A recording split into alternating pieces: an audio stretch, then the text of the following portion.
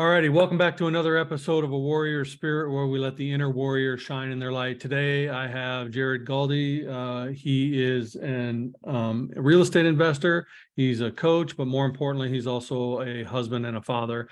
And right now, you're being a pretty successful real estate investor. You're transitioning into being a really successful coach. You're laying some good groundwork, but I know a little bit of your backstory, and it always didn't start off so shiny and bright. So let's,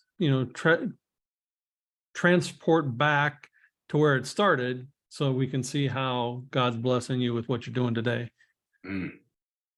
Glad to. Let's go. Yeah. So when you were a young boy, was it, would you call itself you and your siblings, a happy-go-lucky childhood, or a little tumultuous, or mixture of both? Yeah, I'd say a mixture of both. We're really a sports family. We revolved around sports in a big way, and I think that it was a joyful relationship. We loved it. We were good at it. I would say the sum of both would be, my two older brothers were 6 and 8 years older than me, and when they were kind of in high school, when I was really young, my parents got divorced, so that kind of started the tumultuousness of it. But my parents lived within 10 minutes of each other for my whole childhood, so they did that right, and we all stayed somewhat together and stayed happy and stayed in sports. But it was tumultuous a little bit, sure. Yeah. So when you were about 10, you kind of started getting a little bit of independence, if you will. Yeah. So my parents had split up when I was I actually can't remember if I was 6 or 7. I probably need to talk to Mom about that for the story, but I can't remember if I was somewhere around that age. When I was 10 or 11, my parents were separated, and I did Mondays and Tuesdays at Mom's house, Wednesdays and Thursdays at Dad's house, and then every other weekend I was in between. And my little sister and I did that for a while, and it got to a point where kind of my brother Tim was in high school, and he kind of watched us. Mom was building real estate and dating and doing all the things that a 30-something I feel like does, now that I'm 40 and I see how life works. Right. And when all that was happening, and I was kind of in between, later in life, my mom told me this story. We're sitting at a table in Maui having a nice dinner, and she tells me the story that when I was 10 years old, she made the conscious decision where, like, he's a pretty good decision maker.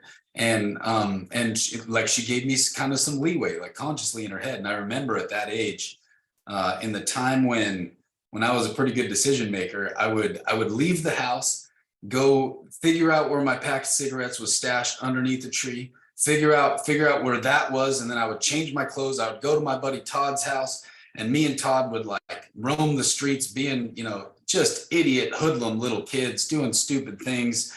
And I fast forward like 6 months later, where like we were doing really dumb things, and my mom thinking I was a good decision maker. That cracks me up. But fast forward about 6 months, I can remember looking back and like I knew that I shouldn't be hanging out with this dude.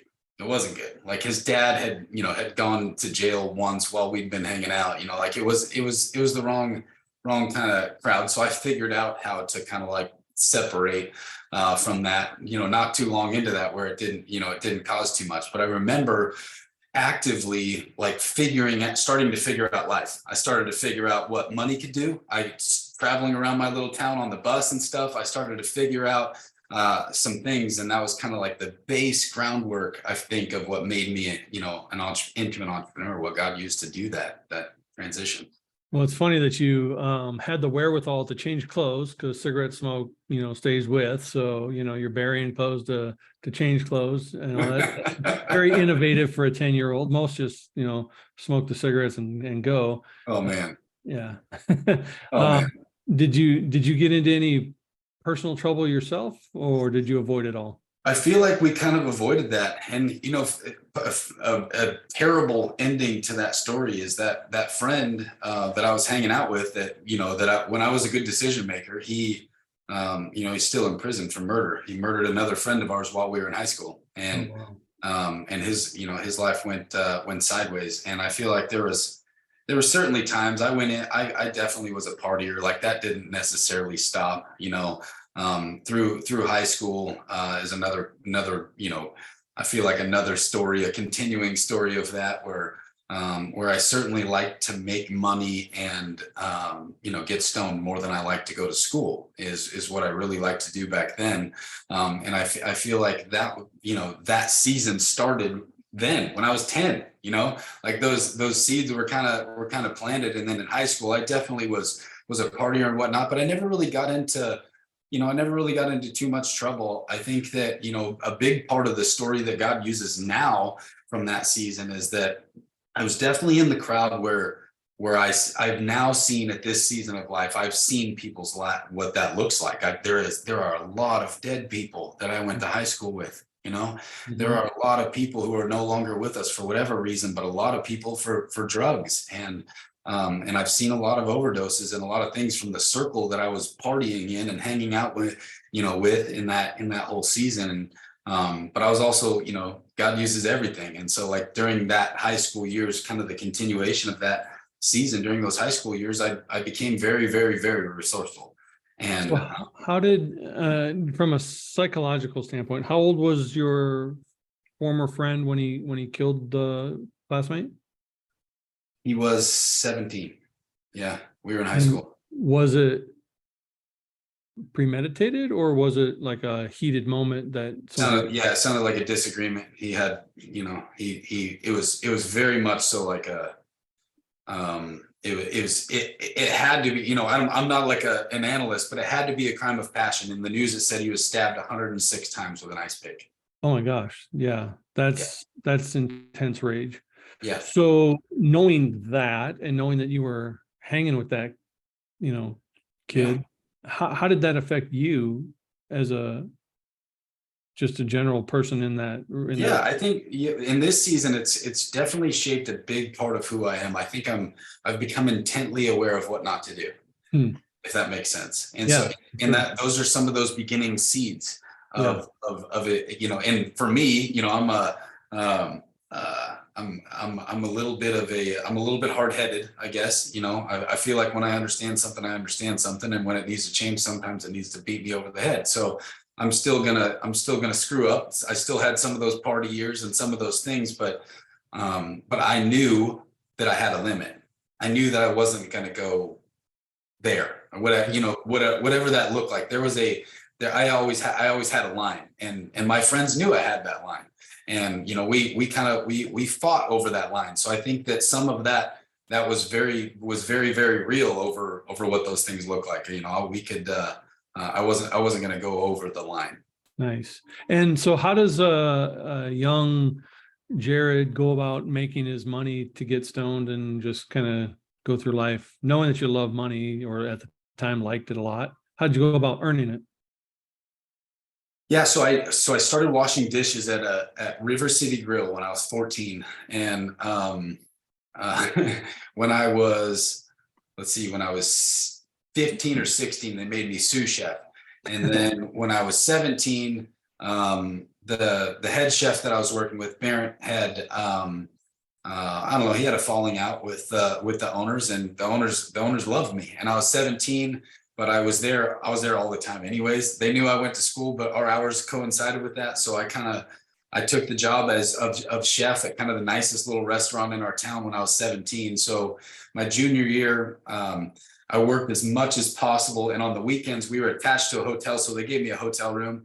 At that point, I had my own apartment in my junior year. So I supplied some party favors too. I think that we're past the statute of limitations on this one, so we can talk about that. But I was resourceful in multiple different directions. And I wouldn't say I think it's always been, I can definitely say with confidence, it's always been, I love what money can do for other people. And I still look at it in that way, where I can look back then where in an unhealthy way, I kind of like to be to get the attention of making sure that everybody's having a good time. But in this season, I like to make sure everybody's having a good time, and money is one of those things where making sure everybody has a good time when you have money is kind of simple. It's not a problem.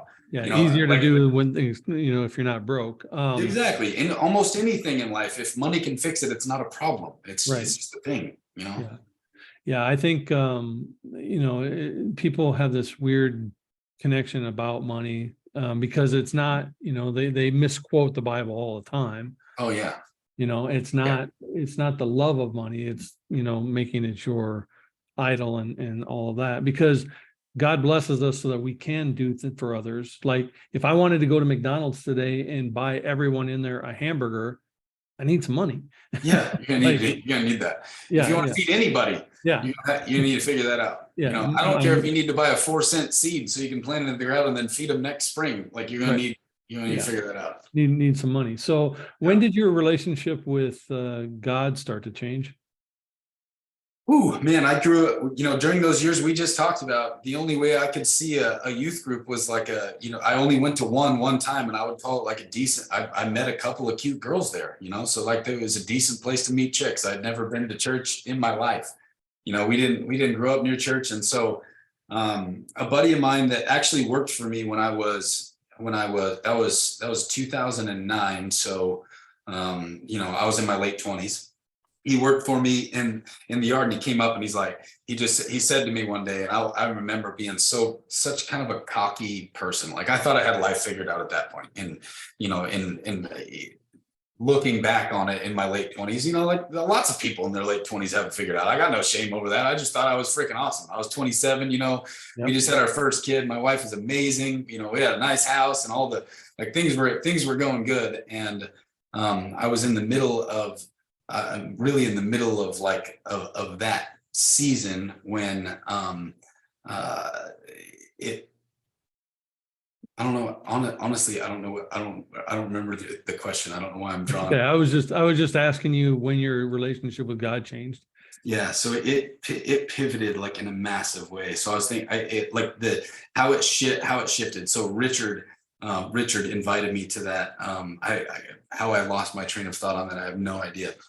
So Richard, this guy that worked for me, came up and he invited me to church, and I'll never forget it because he said, he goes, God told me that you need to come to church. And I was so cocky. I was in such a place. That's what we were deciding. I was like, why are we talking about me being cocky? We're talking about God over here. But I was in such a cocky place where when he said that to me, I just kind of laughed at him. I was like, oh, sure he did. Yeah. So my buddy Richard, he told you that I need to go to church. And I knew him to be kind of he had a little bit of a rough past, and we knew each other very well. And I did not know he went to church, and this was a new thing in his life, And so I was like, oh, okay, yeah, sure. God told you that I need to go to church. And he's like, dude, it's this really cool class. It's on Tuesday nights. It's not like a church service. You go in and it's like you can ask the pastor any question. You can stump the pastor, ask him any question about anything in the world. And he's just going to sit there and he's going to answer those questions over several weeks. And I was like, okay, and I went into that class, and I mean it when I say I was cocky. I was like, all right, first of all, pastor, let's be real. Somebody, there was no immaculate conception. Okay. There's no Facebook, there's no, nobody's got pictures, video. There's no immaculate conception. You're not going to be able to prove that. That's first of all. Second of all, and I went through a list of things where I'm like, and now I look at them as there's some things where you're going to need a faith gap to get through. But there are some other things that are very factual that can get you there. So over this 8-week course of me pouring out all these egotistical questions on him, and then we get into aliens and ghosts and whatever it is we talk about over this 8-week thing, and sexuality and how God talks about everything. And by the end of that, it was very, very, very apparent that God was real to me. And there's a very clear marker of I went into investigations class, and I came out of investigations class with a different mentality, and I've had a complete life transformation in 14 years. And so from that moment, what it meant to me was that, okay, God is real. God made everything. He made everything I've ever seen. He made us all to make everything we've ever seen. And he's that powerful, something that powerful. If he genuinely does have a plan for me, then I have to know what that is. And I'm a person who I have to know. And so from that moment, it's been my life to know. what his plan for me is. And in this season, you might even hear it, Daryl, we know each other from Unleash You. So you might even hear it where I'll speak things over myself from time to time. Other people have affirmations about what they're trying to tell themselves, but I consistently tell myself what God says about me, because I know what God says about me. And sometimes, in a week given moment, I'll say to myself, my name's Jared Galde. I'm a faithful and courageous leader. I take God at his word, and I'm obedient whenever he calls me to be. And so what he's done in my life has created a completely different person. There's no other way to describe it. So it started then. It started in a place where I learned what humility was. I started to, he's beat that. That's one of those lessons he's beat over my head repeatedly, and probably will until I'm dead, if I'm being honest. Because he does incredible things in my life. And once I submitted it to him and I started to learn what he wanted from me, that's when he started to just kind of play the fiddle that ended us up on this conversation. So how, as someone who was fairly cocky and almost a atheist-ish belief that you had, how does that change the dynamics with your wife once you start buying into God is real? Yeah. It, that's simply looking back on it now. She was graceful through that whole process, but simply looking back on it now, me going to church was an answer to her prayer, And so she grew up in church, but we met during kind of her heathen years, I would say. She had an interesting finish to high school with her parents, and ended up, she was in my crowd, not the church crowd. Let's put it that way.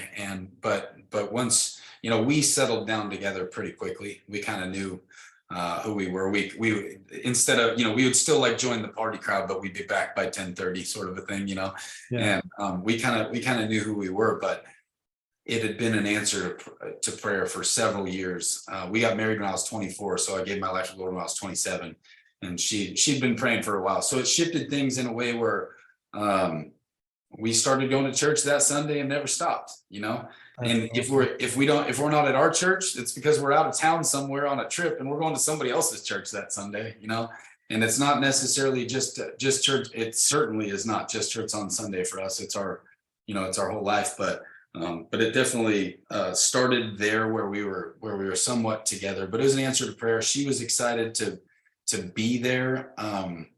I was the guy who was like, all right, yeah, no, God is real, and I got a lot to learn, but let's sneak into the back of church service and then right. Let's listen, and then let's bounce. I don't want to talk to these weird people. Yeah. God's real. I'm going to figure that out. All the churchgoers, we'll figure that out later. Yeah. It's funny because I listened a lot to what Dr. Joe Dispenza says, and he's a neuroscientist. So a lot of his stuff is very science-based stuff. So he kind of blends the woo with the science and makes it understandable. But someone asked him once about, creation and how can there possibly be a God? And he said, if there's a massive explosion, do you usually have chaos or order? And the person said chaos. He said, well, if the Big Bang Theory was the biggest explosion ever, and out of that came all of this order, how can there not be somebody overseeing that? And that was his explanation for God, for him. Right? Yeah. I mean, near as I can tell, if you look at what Genesis says, man, it sounds a lot like a Big Bang, Yeah. Like there would have been some banging, there would have been some, God spoke some things into motion, but if you look around, it makes noise to build stuff. So we're kind of in agreement. You just need to understand the order. I love that. I love that definition. That's good. So you not only snuck in the back and figured out God, you also figured out those churchy people, because now you are actively involved in your church, correct? Oh yeah.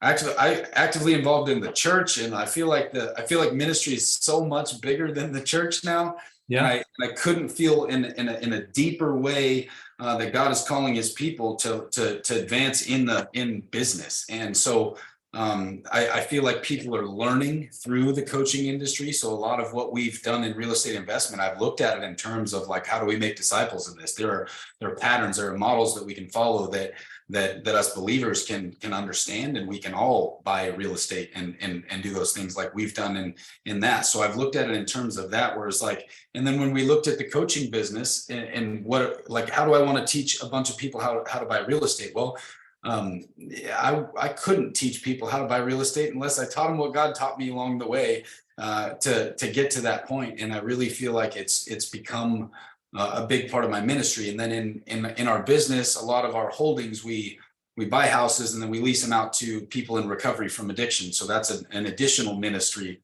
that we have in business and an outreach. And then in my church, we have what's called Mighty Men, which is just, I would say, if you didn't go to my church and you knew kind of the coaching industry a little bit, and how powerful the coaching industry is for entrepreneurs, and if you knew what it was like to get in the right room, then you would understand that our men's ministry at my church is probably a $50,000 a year mastermind, and we just do it at my church. It's led by a Navy SEAL, who's a buddy of mine, Garrett Unkelbach, and he's just an incredible human, incredible businessman. And there are so many leaders, and I would call my church kind of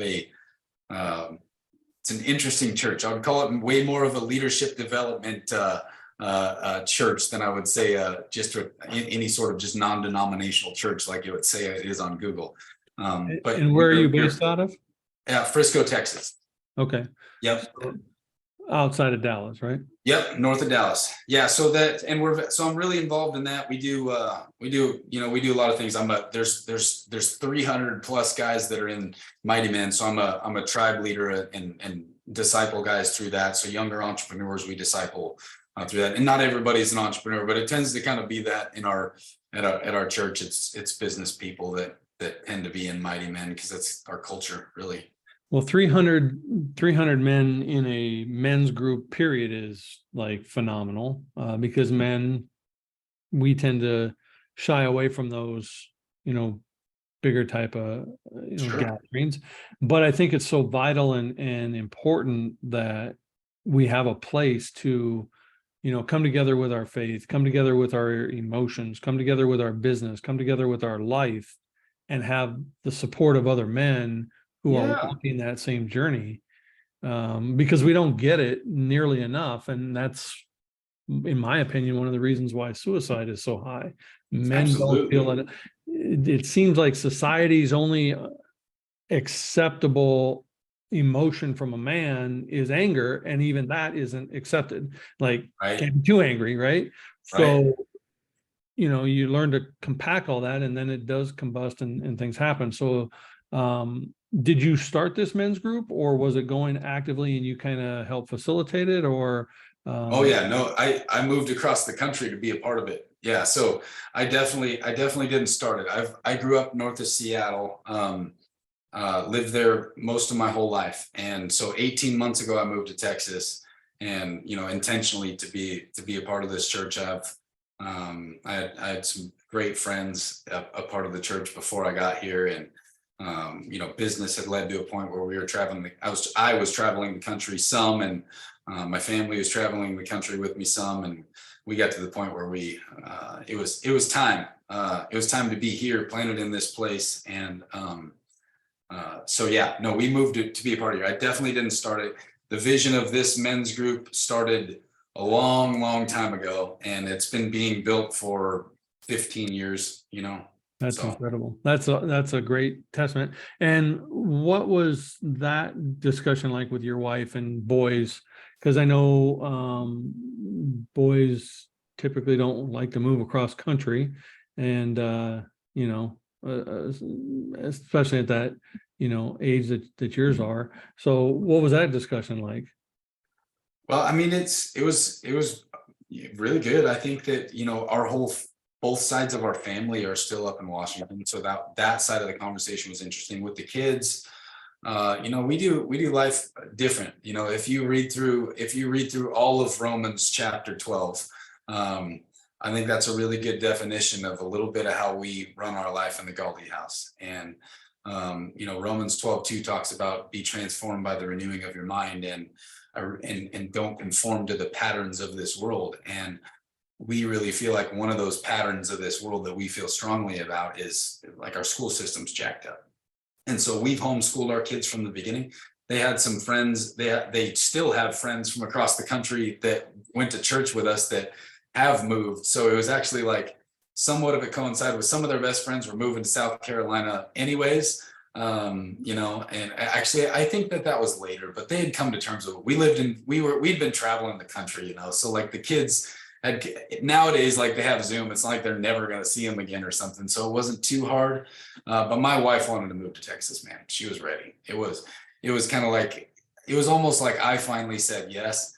Rather than, I certainly didn't have to talk her into it. Like, God's calling us there. So like, we got to go. It wasn't like that. She was ready, Yeah, it seems like a pattern, like your family's ready and then they kind of got to drag you along at the end, like something like that. Let's get Jared on board. I think you're right. I'm a little bit stubborn, and some things, even sometimes in business, you can see like I'm a slow starter. I got to wrap my mind kind of fully around it so that we can run like crazy, and that was the same thing when I was sitting at the church in the back, when I was like, oh, wow, massive new revelation. God is real, but I got to like take in what that means so that I can operate, and I think that's absolutely a pattern in my life where Bet probably sees the thing first, and I'm over here like kind of taking in the info, trying to get on board. Totally.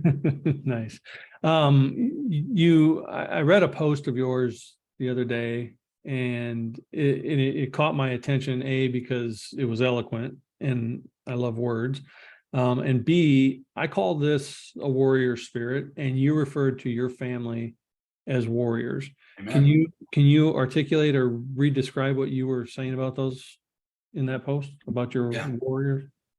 Oh, absolutely. Yeah. I mean, I don't think that I could see it more clearly that they were in a spiritual war, and that spiritual war affects all of us, believers, non-believers. It's affecting the world, and I firmly believe that we are spiritual beings walking around in these skin bags, having a human experience. And so when I say that my wife and my kids are warriors, I mean it with every bit of my being. Is that we've decided who we are in the Galde house. We've decided that we're going to live on the revelation that we have the entire Bible in every language that's ever been created at this point, and we can read it in every way that God would had intended for us to read it. And so we're absolutely training warriors. My kids understand the sword that they have in their hands with the Bible, and they're 11 and 12 years old, and we take training them very seriously for life. And at this point, their school looks very, very different than most kids, and they're active in my business with me. Some of the stuff you see on my social media, they make at 11 and 12 years old, and they're just amazing. So last year, to give you a picture of what it's like to be surrounded by the right people, and why I moved here for next levels, like leading those kids. We were sitting in a small group, and my buddy Josh Lashua, he says to me, we're sitting in a small group, and I bring my boys to Mighty Men. They're 11 and 12, and they're there with all the men, doing push-ups with us in the morning, doing small group and Bible study. They're doing the whole thing, because it's a different room led by a Navy SEAL, But my boys are doing that with us. And Josh says to Liam says, my older one, he says, he goes, I really think that God has it on my heart to really, really study the whole Bible this year. I want to read like all of the stories, because I've been studying parts of it, and I want to read all the stories. And Josh in small group, he goes, you know what, son? He looks at me and he's like, he kind of gives me the like quick eyes, like, is this okay? And I'm like, dude, you're my, he's like my Mighty Men leader. So we all kind of have our hierarchy, and he's like my tribe leader. There's 5 tribes within the 300 guys, and he's my leader. So I'm like, he has full okay from me. And so he looks at Liam and he goes, if you read the Bible in a year chronologically, I'll give you $1,000. He said that to an 11-year-old. And so we left that Mighty Men, and I looked at Kaysen, who's the younger one, and I was like, that same deal applies to you, dude. If Josh is giving him $1,000, I'm giving you $1,000. And they did it in 10 and a half months. And then during the beginning of Mighty Men, the week after they finished it, Josh stood up and honored him in front of all of the Mighty Men, and held up an envelope and said, if anybody else wants to add to it, these boys did that. So they walked away with $2,950 from reading the Bible when they were 11 and 12 years old. Wow. And they already know their financial principles as warriors, so they know what they're doing with that. There's no questions. They're excited to give to the church. They're excited to save 10%. They're excited to invest 10%. And then the 70%, this is the first time where they're like, whoa, like I got some money here. Like, what am I doing with this? And so Liam said, Dad, we were talking about it literally just this morning, is why this story is fresh, which I love. But at the time, or what he said this morning, he goes, Dad, I'm thinking back of when I used that money that we got from the Bible reading. I used that to buy the computer, because the reason I bought the computer is because what I saw was that I could like buy something that was just fun or just games, but I felt like I was going to be really guilty if I did that. And I felt like this future guilt. So I didn't do that. I was like, oh, well, God keeps us free of condemnation and guilt when we submit things to him. So what you felt was conviction, and you operated on it. So like, him at a young age is walking out some cool stuff. So he felt convicted. He bought him and his little brother computers. They do video editing for us. That's, they wanted an upgrade. So that's what he decided to do. So awesome. Yeah. Yeah. I love what you're doing with your family and your life. What is next for the Galde family and Jared in particular? Well, next is at this point, I never would have dreamed. Like I told you, I genuinely see money as a tool. God has trained me in that. It is all his. I'm a steward of it, and I see a way where it's become great, where we create spaces for people, and we're going to continue to create safe homes for people in recovery. We're going to continue to adjust as the markets adjust, and we're going to continue to buy houses across the country and make sure that more and more people who are actively taking steps to recover from addiction have houses. And we're going to use every bit of the model of what God's shown us in real estate over these last 10 years to train up the saints so that we can use real estate as a weapon. So that's actively what we're doing now, is training people on that. We have some group coaching where we train people how the basic principles that God has given us to invest in real estate.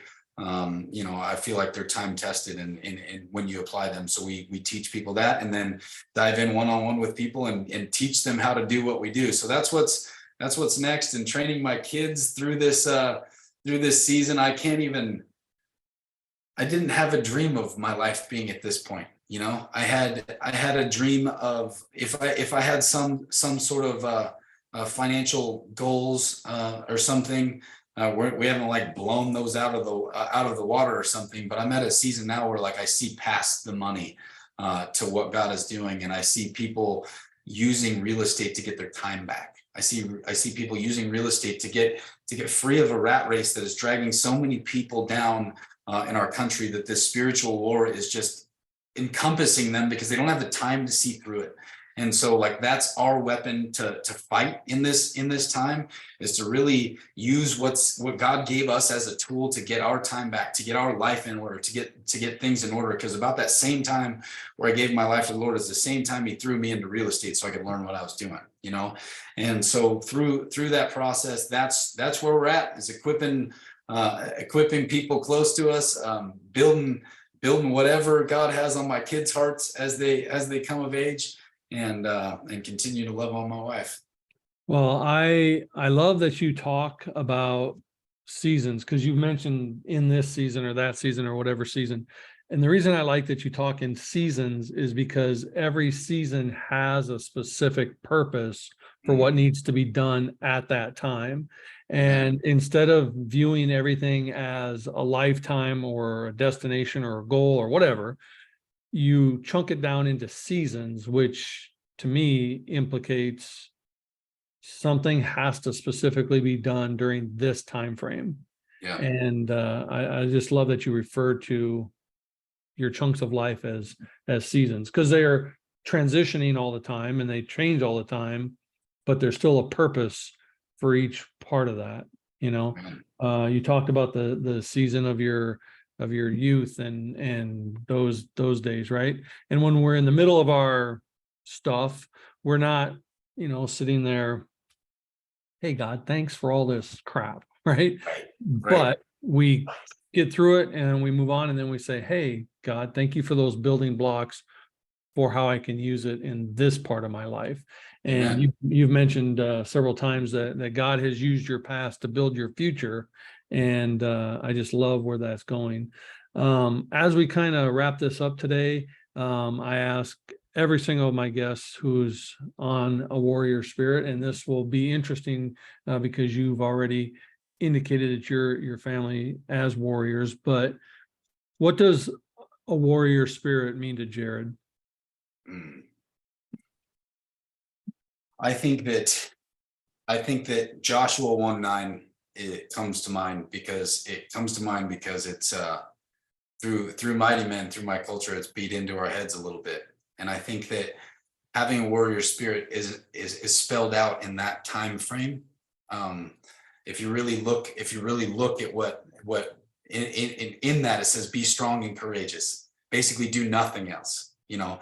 And the war cry, the Hebrew war cry behind that is Rak Kazak, and it basically means do nothing else but be strong and courageous because the Lord your God is with you, you know. And so in that season, what you can see is that they came to like Moses leads them to the promised land, right? And they basically go across, and they send their 12 guys, they go across, and 2 of them are like, no, we can take them. But 10 of them are like, there's giants in there, and like, I don't think so. You know, they're fearful. And what happened was that God basically let that entire generation die, and waited for somebody who would take courage to change something. And so having a warrior spirit means that in this generation, I've decided that something is going to change because I'm alive. And that's what we've decided. That's what, when I say that about the Galde family, I mean that. Like this place is going to be better because God made me. And more people are going to know him because God made me. And more people are going to know what his mission is in my life because he made me. And more people are going to meet him face to face because he made me. And that's what a warrior spirit means to me, is that eternity is forever. This life is short. So get to work. I love it. And I appreciate you spending this time with me today. It's been a pleasure talking with you. I love everything that you're doing, and I look forward to watching the next season blossom in front of us. Awesome, brother. Thanks for having me. Thank you. Have a blessed night.